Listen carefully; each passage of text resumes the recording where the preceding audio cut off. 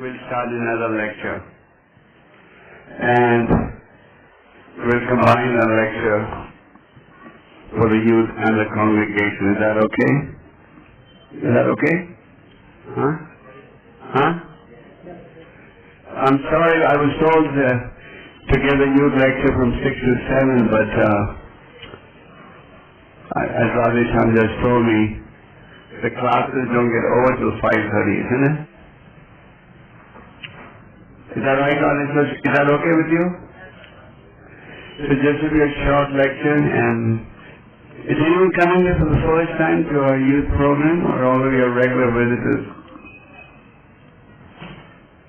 All our regular visitors?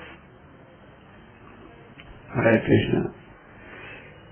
So, can I assume that most of you are studying in colleges, or are you school kids? No, I'm sorry. How many of you study in colleges? Okay. Both are in engineering college and medical college and regular? Any school, any from the school? No. Because last time I came in here, I talked most of the time about turned out to be school children. So I'm just trying to get an understanding of what the audience is like. So, all of you are enrolled in universities, colleges, etc.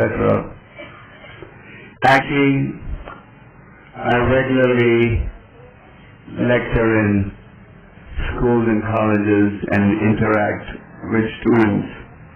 I was last week in Salani for 2 days, lecturing over there. And everywhere, Hare Krishna.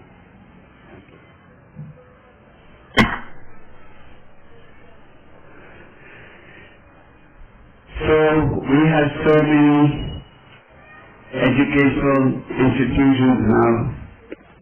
In fact, they say that education has become the best business. Education previously was viewed as a service to the country. But today, education is viewed as the best way to make money. So you have all these ministers in different states. They're all starting their own educational colleges. Isn't it? So, because they tell me that education is the best business. I also work a lot in Russia. In Russia, I regularly meet Indian students. So I ask them, why do you come here to study? This is a lot cheaper studying in Russia than in India. In India, if you want admission in an engineering or a medical college, you have to give few lakhs of bucksies. But here it's a lot less.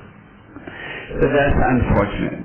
Anyway, our point says that mature education by itself remains incomplete. You can have many education, you can have degrees, etc. But unless you also understand what is the real goal of life, everything is a waste. As it says in the Bhagavatam, Shama eva hi kevalam. So all of you are, in addition to attempting to cultivate material education, also cultivating spiritual education. In the 9th chapter of the Bhagavad Gita, there is a very famous verse, which is, who can guess? Who can guess the famous verse that talks about education? Krishna says, this knowledge is the king of education. Prabhupada was once given a lecture at a very famous educational institution in America. This is known as the MIT. Have you heard of MIT? Massachusetts Institute of Technology. And in that assembly, there were many learned personalities. So Prabhupada opened his lecture by saying, is there any department in this great university which tells you what happens after death? And there was complete silence. Nobody knew the answer. So Krishna consciousness is complete education because it teaches us the art of living and the art of dying. And mature education only endeavors to cater to the needs of the body, and mature education just encourages us to identify with the body and the extensions of the body. Spiritual education helps us to go beyond that. It helps us to see things in the right perspective. So all of you actually, by taking the Krishna consciousness, are actually doing a great service to society, humanity, and the country at large. These days, as you know, from a practical viewpoint, there are more PhDs than ever before in India, isn't it? Is there any shortage of PhDs? Is there any shortage of educated people? No. But still you hear maximum corruption, immorality, etc., isn't it? The other day I was talking to some students who are studying in a very prestigious institute in Delhi. It's a private institute, but very prestigious and very, very expensive. They say it's the most expensive institute. Almost everyone there is the son or daughter of some millionaire. It's a small institute. We only take 300-400 students, but they're all. So they were telling me what life is like over there. They said in the canteen, most of the girls and boys smoke and drink, even the girls. And because these two are devotees, they don't smoke and drink and socialize with them, so now no one talks to them. They say, hey, you're an outcast. You don't really belong to us. So people are wasting their valuable lives. They're getting all their studies for what's the value. So, as the youth of this country, it's very nice that some of you have taken to Krishna consciousness. Prabhupada used to say, the youth is the future of the country. Just like you may have seen all these political parties, they have a youth wing, isn't it? They have it in Pune University also. All these political parties, they have a youth wing. They want to catch the people when they're young and groom them. You know, these jihadis, these terrorists, they also have a program like this. They catch the kids when they're young, send them to military schools, and teach them how to become terrorists from a young age. So, the point is that the youth is the best age to learn and to formulate our views. So people are formulating their views in the wrong direction, but those of you who are taking to Krishna consciousness are formulating your views in the right direction. Now, being in college, naturally most of you are probably thinking how your careers are going to progress. And everyone's interested in making a career. And the beauty of Krishna consciousness is that you can be as ambitious as you want. Let's say if any of your engineering students and you want to become the top engineer in the country, someone studying science, you want to become the top scientist in the country, no problem. Krishna consciousness is not going to tell you don't endeavor to do that. Sometimes people think that if I become Krishna conscious, then I may not be so inspired to do my studies or my work or my profession, but that's wrong. In fact, my experience with students around the world is, our Krishna conscious students, they do much better than the other students. We had an Indian devotee in America. He was born in America. His parents had left India long ago. His name was Ravi Gupta. He's now, he's now 18 years old, 19, and he's just finishing his PhD from Oxford. He is 4 more months to go, and he will finish his PhD. Now, Ravi Gupta did his schooling at home, because in America the environment in the schools is very bad.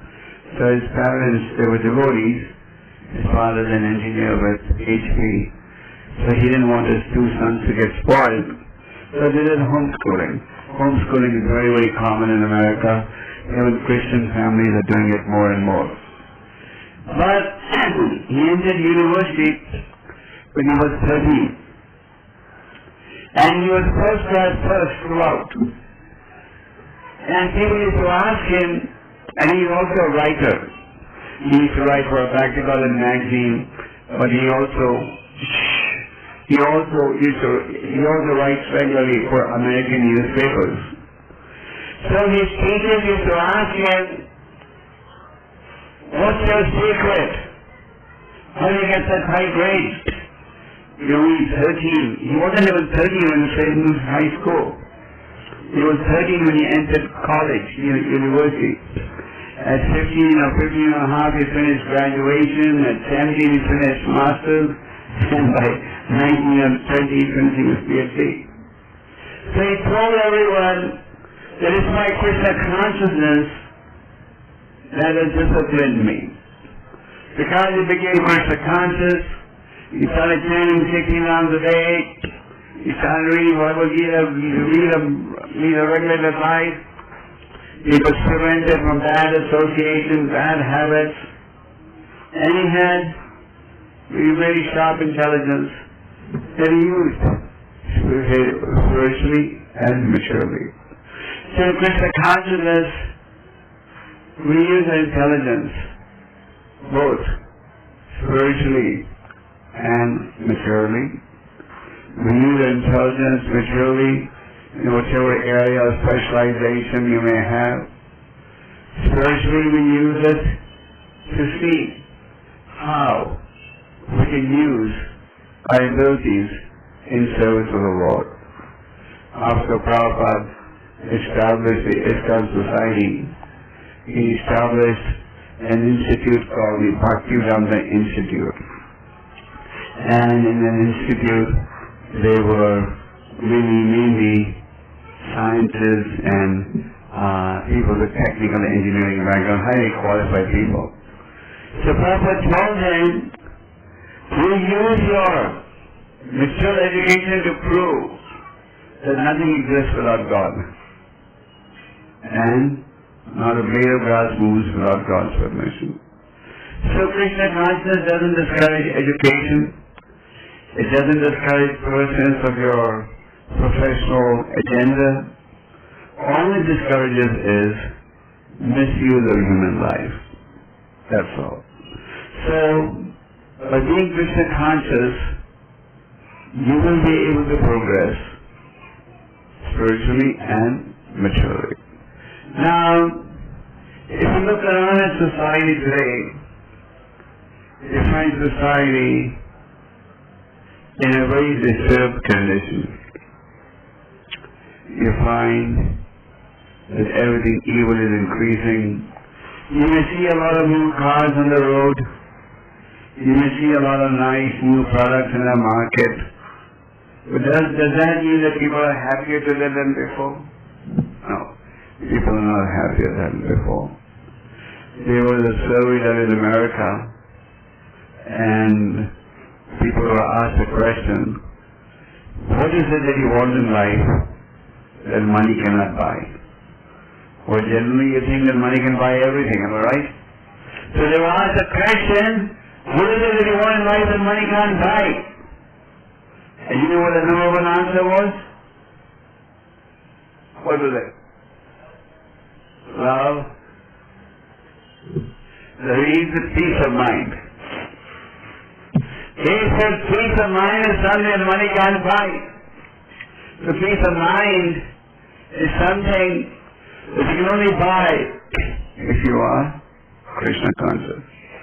So this peace of mind is being offered by the Krishna conscious movement. Actually it is being offered by Krishna. Krishna is the eternal Father, well-wisher, protector, guardian, and it is the Lord's desire that we all be spiritually happy. Just like every father desires that his children be happy, similarly the Lord desires that everyone take the Krishna consciousness. And we in the Krishna conscious movement are only presenting what the Lord has presented. Srila Prabhupada did not deviate from the original teachings. He gave the original teachings as they were spoken by the Supreme Lord. So, the students of this country should all be educated in spiritual values of life. Thousands of years ago, a great Chinese saint said, Kamana Achat Vajra Dharmam Bhagavatamiya. He said, the human life is so rare, it should not be misused, but it should be used to understand spiritual education. So this is what this Krishna conscious movement is doing. So if you cultivate this spiritual knowledge, you will find that you will be peaceful in all situations, and you will also be able to pursue your professional life. Naturally, when you are studying, etc., I'm sure all of you are planning into the future, isn't it? What type of profession, what type of job am I going to get, what type of business am I going to do, etc. So that's good. But when you have the blessings of the Lord, then success comes easier. And Krishna says, all of them as a surrender unto me, I reward them accordingly. So today we see so much distrust in society, so much unhappiness, so much cheating, etc., isn't it? People are quarrelsome, lazy, misguided. All this is actually due to lack of God consciousness. Because people have got so deeply identified with the body, they just think taking care of the body is our only real business. And so they work from morning to night just for the pleasure of the body. So Prabhupada's great desire was that the students of this country understand their great heritage, understand the Vedic heritage. The Vedic heritage is for the entire humanity, and by understanding this Vedic heritage, you'll find that you'll be peaceful, and you'll be able to succeed, and you'll be able to lead a happy, peaceful life. So, Radhe-san, it's 7:15. What do you want me to do? You want to come for a little half an hour of Arati and then we come back? Huh?